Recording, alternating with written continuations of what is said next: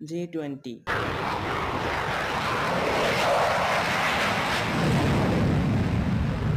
G20 এমন একটি শিকারী যা আকাশের মধ্যে দিয়ে 2470 কিলোমিটার প্রতি ঘন্টা বেগে অর্থাৎ 648.12 মিটার পার সেকেন্ড বেগে আকাশ দিয়ে উড়ে।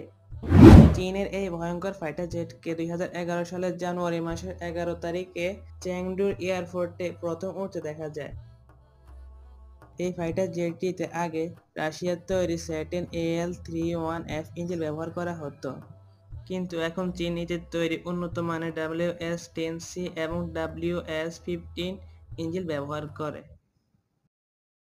এই ইঞ্জিনগুলি আরও বেশি থার্স্টবার্গ টুইং ও আফটারবার্নার ক্ষমতা রাখে। কিছু কিছু মানুষের মতে এটা হচ্ছে চীনের পক্ষ থেকে একটি মেসেজ।